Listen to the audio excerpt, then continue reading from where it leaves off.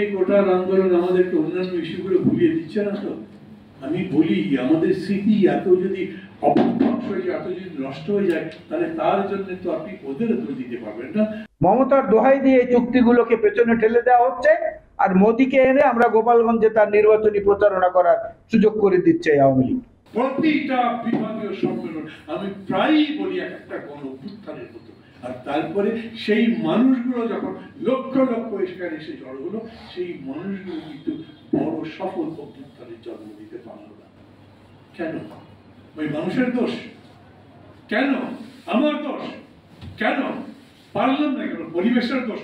অথচ আমি আজও বলি, আমি মনে করি কেউ আমার সঙ্গে কথার ক্ষেত্রে এতটুকু যুক্তি করবেন না যে সমস্ত মানুষ বাংলাদেশে এই রাস্তায় বেরিয়ে সামনে যাকে পান জিজ্ঞেস করে দেখেন, গভর্নমেন্টের পক্ষে, সরকারের পক্ষে, সরকারের প্রধানমন্ত্রীর পক্ষে কেউ কোনো কথা বলে কিনা।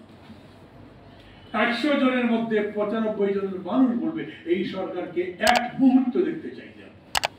অথচ এই সরকারটাই দাপিয়ে বেড়াচ্ছে 15 বছর ধরে। আমরা তাকিয়ে থেকে দেখছি, বুকের ভেতর পুড়ে যাচ্ছে, কিন্তু তারপরে দাঁড়িয়ে বলতে পারছি না এখন পর্যন্ত, হয় তুই নইলে আমি, হয় তুই থাকবি না হলে আমি থাকবো। সেই রকম করে দাঁড়াতে পারিনি, হাতে পরিবর্তন হচ্ছে।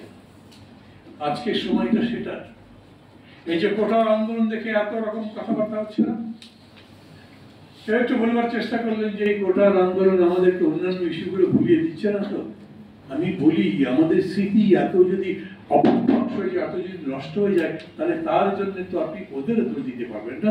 আপনার স্মৃতিকে আরো শানিত করবার চেষ্টা করেন। এমন নয় গতকালকে যে ঘটনা হচ্ছে 2 দিন কথা ভুলেই যেতে হবে।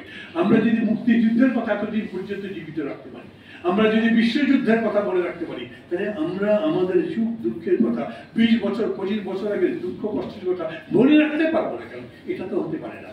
আমাদের মনের মধ্যে আছে, হয়তো মনের মধ্যে আরো একটি কিছু আছে যা এই স্মৃতিকে দাবিয়ে রাখে, সেটিকে উস্কে দিতে পারে না, সামনে নিতে পারে না, সেই জন্যই সামনে যেতে পারছি না।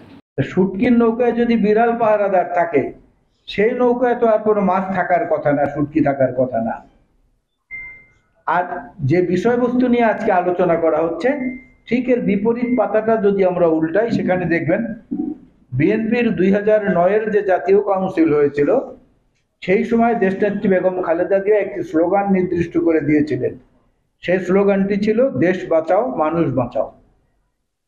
অনেকে সেই স্লোগান নিয়ে তৎকালীন বিদ্রুপ এবং অন্যান্য ভাষা ব্যবহার করেছিলেন। আজকে আমরা অনুভব করতে পারছি হাড়ে হাড়ে যে কেন তিনি ওই সময় এই কথা বলেছিলেন, এবং ওই কথা বলা এবং ওই কথার বাস্তবায়নের জন্য জনগণকে সংগঠিত করতে যাওয়া, এটাই হচ্ছে আজকের তার এই কারাবাস এবং অসুস্থতার মূল কারণ। 2016-তে বিএনপি আরেকটি জাতীয় কাউন্সিল করেছে। সেই কাউন্সিলের আমাদের স্লোগান বেগম খালেদা জিয়া নির্ধারণ করে দিয়েছিলেন, নানান মানুষ নানান পথ, দেশ বাঁচাতে ঐক্যমত। আজকে সেই প্রতিধ্বনিই কিন্তু জাতীয় নেতৃবৃন্দ তাদের প্রত্যেকের বক্তব্যে বলে দিয়ে গেছেন। তার অর্থ হচ্ছে রাজনৈতিক বিভাজনটা এখানে অত্যন্ত পরিষ্কার।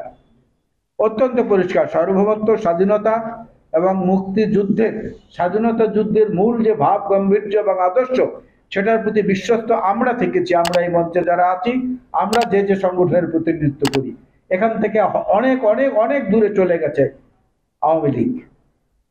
আপনি এখান থেকে বাংলা বান্দা দিয়ে কিংবা কলকাতা হয়ে যদি শিলিগুড়িতে যান, শিলিগুড়ি থেকে দার্জিলিং এর দিকে যান, পথে পথে দেখবেন তিস্তা নদীর উপরে কমপক্ষে 13টি বাঁধ নির্মাণ করা হয়েছে। আবার ওই পারে সেতু পার হয়ে যদি সিকিমের দিকে যান, সেখানে দেখবেন যে আরো অনেকগুলো বাঁধ তৈরি করা হয়েছে। আমরা কিছু করতে পারছি না, কিন্তু গর্ব করে বলছি যে আমরা 5 বার ক্ষমতায়, পরপর 4 বার নাকি প্রধানমন্ত্রী। সে গর্বের রেকর্ডটা খুব জোরে জোরে বাজান। আওয়ামী লীগের সাধারণ সম্পাদক ছিল সৈয়দ আশরাফ সাহেব, আপনাদের মনে আছে। জাতীয় সংসদে সীমান্ত হত্যা নিয়ে ক্ষোভের সঙ্গে যখন বিরোধী দলীয় সংসদ সদস্যরা প্রশ্ন করেছিলেন, তিনি উত্তর দিয়ে বলেছিলেন, সীমান্ত হত্যা ছিল, আছে, ভবিষ্যতেও থাকবে, এটাই হচ্ছে বাস্তবতা। প্রতিদিন মানুষ মারা যাচ্ছে, প্রতিদিন, বলেছেন এখানে বক্তারা। এই সরকারের পক্ষ থেকে একটা প্রতিবাদ লিপি পররাষ্ট্র মন্ত্রণালয়ের একজন ডেস্ক অফিসার, যে সেও একটা স্টেটমেন্ট দেওয়ার সাহস রাখে না আজকে। বরং কি করা হচ্ছে, মমতার দোহাই দিয়ে এই চুক্তিগুলোকে পেছনে ঠেলে দেওয়া হচ্ছে, আর মোদীকে এনে আমরা গোপালগঞ্জে তার নির্বাচনী প্রচারণা করার সুযোগ করে দিচ্ছে এই আওয়ামী লীগ। মনে আছে এর আগের নির্বাচনে নরেন্দ্র মোদী বাংলাদেশে এসে গোপালগঞ্জে গিয়েছিল, সেখানে গিয়ে তফসিলি সম্প্রদায়ের লোকেরা যারা, তাদের কাছে সে ভোট চেয়েছিল। কেন? হ্যাঁ, মতুয়া সম্প্রদায়ের কাছে। কিন্তু মমতা ব্যানার্জিকে কেন আসতে দেওয়া হলো না?